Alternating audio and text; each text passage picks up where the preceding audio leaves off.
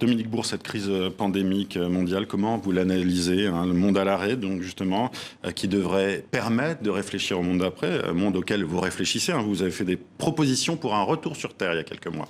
Justement. Oui, mais c'est très différent. Là, on a eu, avec le premier confinement, on a eu un blocage brutal, enfin une mise à l'arrêt pour partie de l'économie. C'était un peu moins brutal dans la deuxième vague. Mais vous voyez, c'est très différent de ce qu'il conviendrait de faire en termes d'écologie. Est-ce que ça peut aider, justement, un monde à l'arrêt, un monde où on peut réfléchir, ou alors est-ce qu'on prend les vieilles habitudes, les vieilles anciennes? Écoutez, apparemment, on a plutôt affaire au retour... Enfin, pas vraiment, puisqu'on a un second confinement, mais on a bien vu, si vous voulez, par exemple, en termes de relance, qu'on est assez indistinctement sur la relance des anciens secteurs, etc.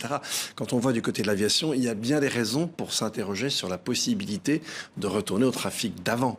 Et or, les aides, elles sont plutôt orientées vers ça. Alors après, il y a toujours l'histoire de l'avion à hydrogène, mais en fait, vous savez, il y a un groupe d'ingénieurs qui a calculé que probablement avec ce qu'on arriverait à produire comme hydrogène de façon non carbonée, eh bien en fait, tout y passerait pour le seul trafic aérien.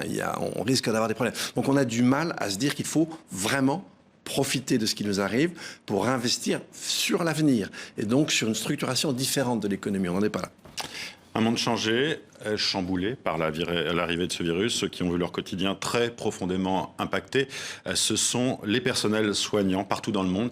Charge de travail alourdie, manque de moyens, crainte aussi d'être contaminés ou de contaminer leurs proches. Conséquence, des étudiants sont précipités dans la lutte contre le Covid-19. Bénévoles, stagiaires non rémunérés, pas encore infirmiers, ils sont confrontés à une crise sanitaire majeure alors qu'ils ne sont encore pas diplômés. Alors ils apprennent sur le tas. Rencontre avec eux à l'hôpital de Jolimont à la Louvière en Belgique. Reportage de Sophie Mergen de la RTBF. Attends, là on fait une gazo parce qu'il va pas bien. Les alarmes sont incessantes. L'artillerie est lourde. Monsieur, on va vous aspirer. Ce patient est en train de se dégrader. Les équipes sont sur le pont car il manque d'oxygène. Ça veut dire qu'il est en dessous de la limite qu'on a mis. Donc ici, quand on a mobilisé le patient, il a commencé à désaturer. Et du coup, là, on vient de le recurariser encore une fois pour que là, on bloque tous ses muscles respiratoires pour que c'est vraiment la machine qui prenne complètement la relève. Derrière cette combinaison intégrale, un visage, celui d'Emerson, étudiant infirmier propulsé en unité de réanimation, déjà depuis le début de la première vague. Bonjour, vous allez bien? J'ai tellement peur. Et on va se mettre debout. Voilà. Autre combinaison, autre visage, celui d'Elena. Elle est étudiante en kiné, aucune formation d'infirmière, mais crise oblige, elle s'improvise soignante. Tous deux n'ont que 20 ans et des poussières, mais déjà sont catapultés en première ligne. Déjà, mon pied ne rentre pas dedans. Je suis coincée. Plutôt en rire, depuis qu'enfiler ces combinaisons est devenu un rituel. En classe, on apprend c'est toujours tout beau, tout rose. Une fois qu'on arrive sur le terrain, c'est complètement différent. Alors rire permet d'évacuer tout ce qui est accumulé. Quand on rentre à la maison, on entend encore les alarmes. Malgré qu'on n'est plus dedans, on entend encore les alarmes, on entend encore les bruits des respirateurs, les bruits des monitorings, on entend encore tout. J'ai eu des collègues infirmières qui eux travaillent sur le terrain, qui sont effondrés parce que voilà, ils ne pouvaient plus, c'était trop lourd pour elles. Et du coup, on a un petit peu servi de tampon, nous aussi, en tant qu'étudiants. Une aide précieuse pour les soignants, mais un investissement de taille, car Emerson vit avec ses grands-parents. Alors depuis qu'il vient ici, il doit gérer cette crainte de les contaminer. Ça veut dire que je les embrasse plus, que je prends toujours des distances avec eux, que c'est plus comme avant. C'est dur pour ma grand-mère, beaucoup. C'est très dur pour ma grand-mère. Mais la soif d'aider prend le dessus sur la charge psychologique. Bonjour madame. Bonjour. Pourtant, pour certains, tous ces gestes sont complètement inhabituels. Il y a encore quelques jours, Elena ne savait même pas faire une toilette. C'est tout nouveau. Enfin, j'essaye d'aider comme je peux, mais il y a plein de trucs, j'apprends beaucoup. Il faut dire que jamais elle n'aurait pensé déambuler dans ces couloirs. J'aurais pas du tout cru. Déjà, le Covid, je me souviens, j'en rigolais avant. Je me disais, c'est n'importe quoi, paranoïa et tout. Non, j'y aurais jamais cru. Même pendant le confinement, qu'on me dise que là encore, on était encore coincés avec ça, j'y aurais pas cru, vraiment. On pense à vous il y a quelques semaines. Je suis un miraculé. Vous faites un travail formidable. Comme la plupart de ses patients, Elena s'apprête à passer les fêtes ici, dans cette unité. Dès que le Covid sera fini, là, on verra notre famille et tout. Mais dans ma tête, il n'y a pas vraiment de fête, pas de Nouvel An, pas de Noël cette année. J'aurais jamais cru vivre une pandémie comme ça un jour. Et là, voilà, je suis étudiant, en plein dedans. Donc voilà, ouais, c'est vrai que ça va me marquer, ça. Ça va nous marquer. On ne l'oubliera jamais, c'est impossible d'oublier. Ce réveillon de Noël sera peut-être le plus particulier de leur vie. Il restera gravé dans leur mémoire, édulcoré par ce sentiment d'avoir pu se rendre utile. On est en direct avec Alain Marron depuis Bruxelles. Alain Marron, vous êtes le ministre de la Transition climatique, de l'Environnement, de l'Énergie, de l'Action sociale et de la Santé de la région Bruxelles-Capitale. Le sentiment de se rendre utile pour ces élèves infirmiers, c'est tout à leur honneur, mais on fonctionne sur de la bonne volonté face à cette crise. On a l'impression un peu de marcher sur la tête. Voilà, quand on voit cet élève kiné qui vient apprendre à faire une toilette comme ça sur le tas dans des pays développés, ça montre l'échec aussi de ces politiques d'austérité imposées à la santé publique, en Belgique, en France, mais aussi ailleurs, hein. Alors, heureusement, on n'est plus dans cette situation actuellement. Les services de soins intensifs ne sont plus remplis qu'à 40% avec des patients Covid. Donc, la situation est beaucoup plus normale actuellement. Mais elle a été anormale, excusez-moi, Alain Marron. Les EHPAD, ah oui, elle a été largement anormale. Le système de santé en Belgique, comme un peu partout en Europe, a été mis très fortement sous pression et nous a obligés à utiliser des moyens que nous n'utilisons pas normalement. Donc faire appel à des bénévoles, à des étudiants, etc. On a été effectivement obligé de faire ça pour faire face à une épidémie qui n'était pas tout à fait attendue, ou en tout cas dont le niveau n'était pas attendu. Et quelles leçons vous en tirez, vous ? Alors la leçon principale, c'est que nous devons faire plus et mieux pour garder l'épidémie sous contrôle. La deuxième leçon, donc avec le testing, le tracing, la vaccination. La deuxième leçon, c'est par rapport aux maisons de repos et aux EHPAD. Et cette leçon a été tirée dès après la première vague. C'est les renforcer fortement en matériel de protection, en procédures, mais aussi en moyens financiers d'accompagnement, en moyens financiers structurels d'accompagnement, parce que malheureusement, il y avait un déficit structurel de financement pour l'accompagnement dans les maisons de repos, dans les EHPAD.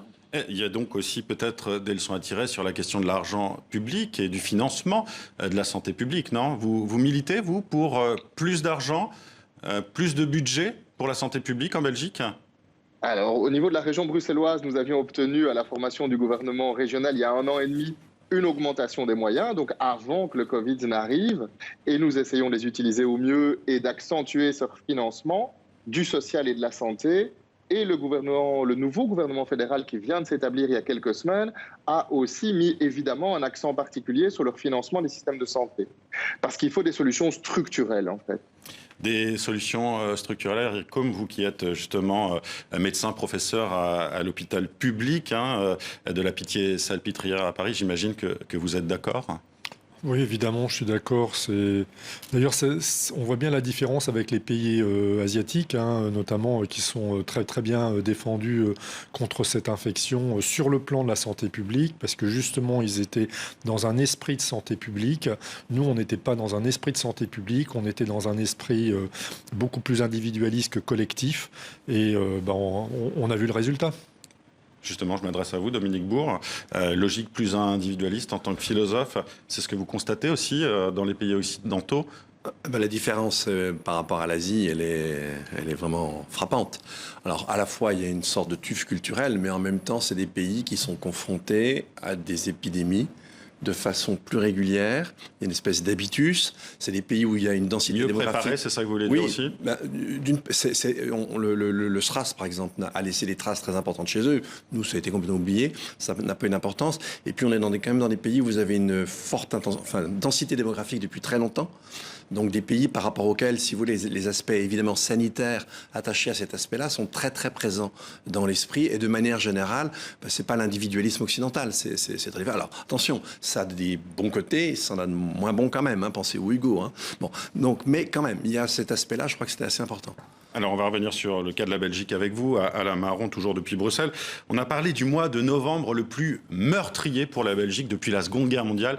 Plus de 12 décès pour 10 000 Belges. Année 2020 qui devrait être aussi la plus meurtrière pour la Belgique depuis 1945. Comment expliquer cette situation dans votre pays ?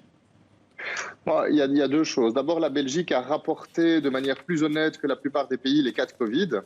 Et donc, effectivement, la surmortalité Covid ou identifiée Covid correspond bien à nos chiffres officiels Covid. C'est vraiment pas du tout le cas dans tous les pays du monde, donc je me permets de le dire et de le pointer. Sinon, par ailleurs, il y a plusieurs éléments qui ont joué.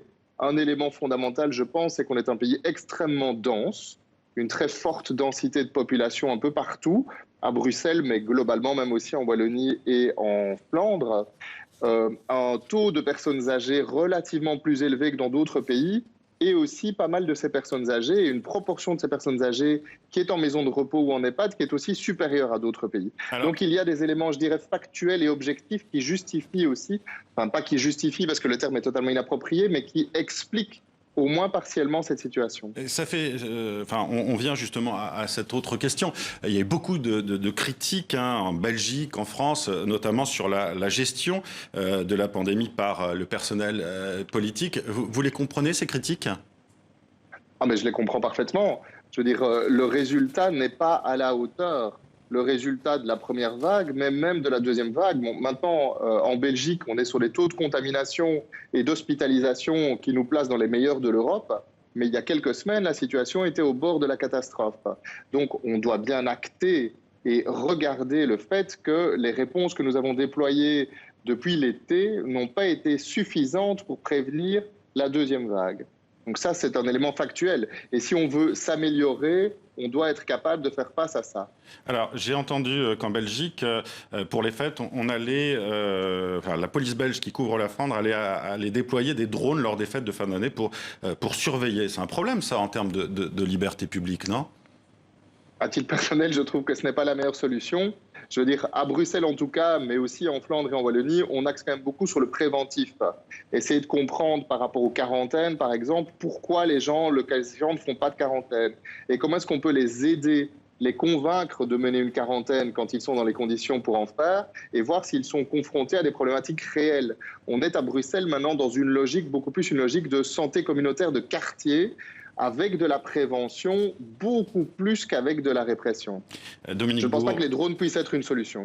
On a bien compris. Merci Alain Marron. Dominique Bourg, justement, vous, est-ce que vous êtes inquiet pour les démocraties, les libertés publiques, quand on parlait justement de cette surveillance par des drones, du confinement aussi, certains se sentent étriqués, en prison pour Déjà, on peut constater, quand on regarde le confinement tel qu'il était pratiqué au printemps, j'habite la Suisse, j'ai la double nationalité, ça n'avait absolument rien à voir avec la France.